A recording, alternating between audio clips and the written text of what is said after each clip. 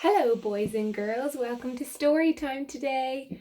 Today is Thursday, and tomorrow is going to be Friday. Well done. Very good. So today our story is called Mr. Nobody, and this is the second last book of the Mr. Men series. So this is number 47, and tomorrow we will read the last story, which is number 48. Can you believe that? We have read 48 stories on this channel. Granya's YouTube channel. I'm shocked. I'm as shocked as you probably are. So, Mr. Nobody. Hello. Meet Mr. Happy. Happy by name and happy by nature. And now I'm going to tell you a story. Actually, this isn't a story about Mr. Happy. Well, not really. It's about somebody he met not very long ago. Last month, in fact. And there's Mr. Happy himself. Mr. Happy had been to tea with little Miss Sunshine. He thought about catching a bus to take him home. But as it was such a nice day, he thought again and decided to walk. And he was glad he did. Would you like to know why? I shan't tell you. Not yet, anyway. There's Mr. Happy. Mr. Happy was whistling to himself as he walked along when he heard a noise. He stopped. There it was again. A sort of sniffing noise. Sniff, sniff, sniff. Suddenly a drop of rain splashed on top of his head. That's odd, he thought to himself, looking up. There isn't a cloud in the sky. He got a fright. And then he couldn't believe his eyes. You'll never guess what Mr. Happy saw. There, sitting on the branch of a tree, was somebody who sort of was, but wasn't. I know it sounds ridiculous, but it's true. You could see right through him. He was crying real big, fat, wet tears, which of course were what had splashed on top of Mr. Happy's head. Look. Can you see him? That's Mr. Nobody up in the tree. Who, Mr. Happy managed to splutter, are you? The person who sort of was but wasn't, looking mournfully down at him, and in a mournful, melancholy voice replied, Nobody. Nobody? Gasped Mr. Happy. But everybody's somebody. The person who sort of was but wasn't deeply sighed. Except me, he said, and he started to cry more real, big, fat, wet tears. Aw, poor Mr. Nobody. I hope he's okay. I wonder what's making him sad. Maybe Mr. Happy should ask him. Mr. Happy should say, Mr. Nobody, why are you so sad? Mr. Happy scratched his head, which was getting quite wet by this time. Can you get down? He wondered.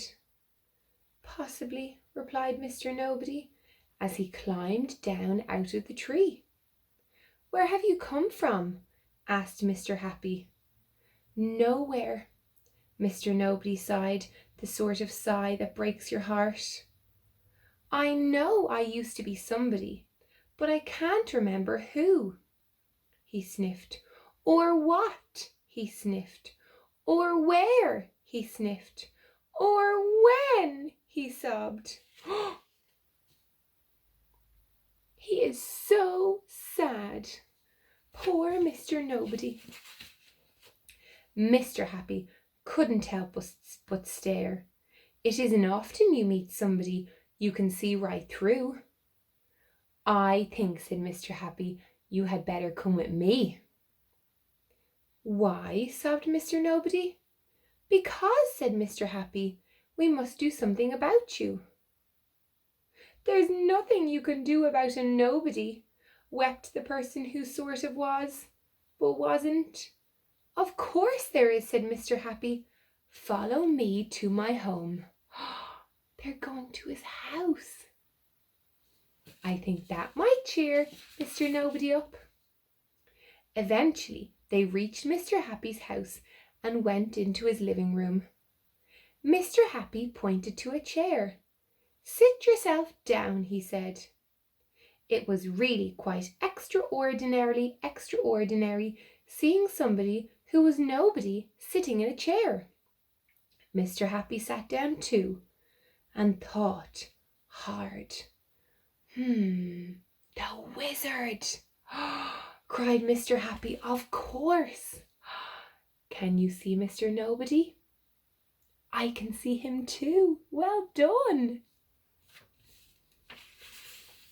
So the following morning, after no breakfast, Mr. Happy took Mr. Nobody to see the wizard.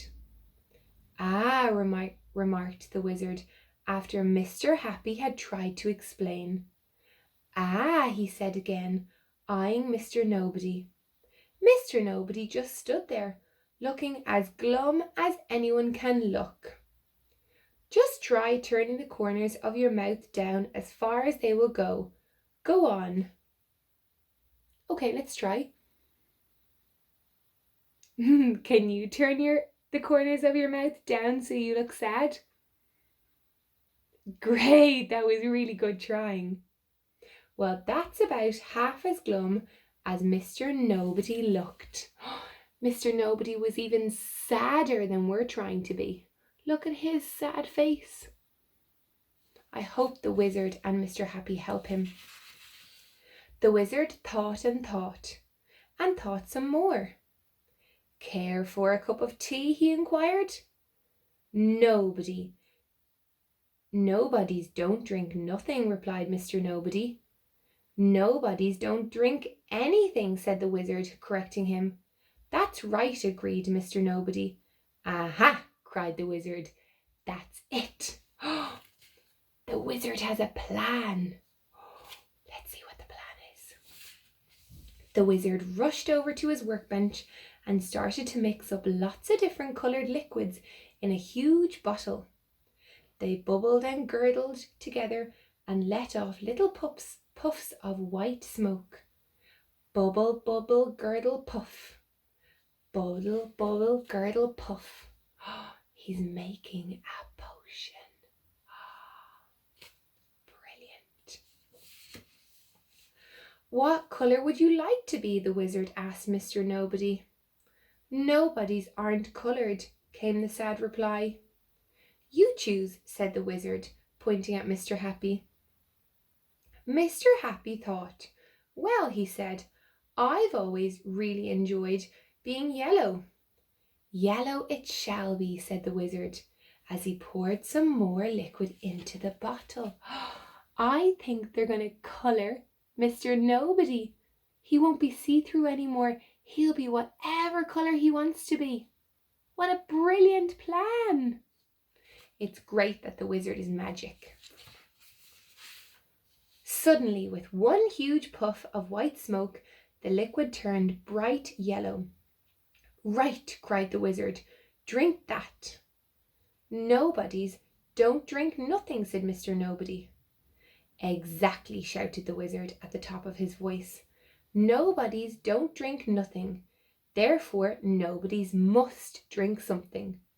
Mr. Nobody took hold of the bottle and took a small sip. More, cried the wizard. Much more. Oh, let's see what happens. Mr. Nobody shut his eyes, took a deep breath, and swallowed all the liquid. Mr. Happy and the wizard watched and waited and waited and waited. Nothing happened. Told you so, said Mr. Nobody, and he sighed. Another one of those sighs that breaks your heart. Oh, he thought he was going to be yellow. But wait a minute. Did their eyes deceive them? Or they looked at Mr. Nobody's feet. They were turning sort of, yes, yellow.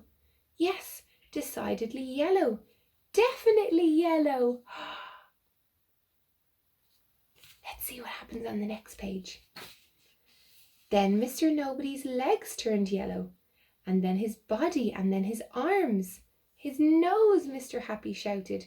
What about his nose? They watched and they waited, and they waited and they watched.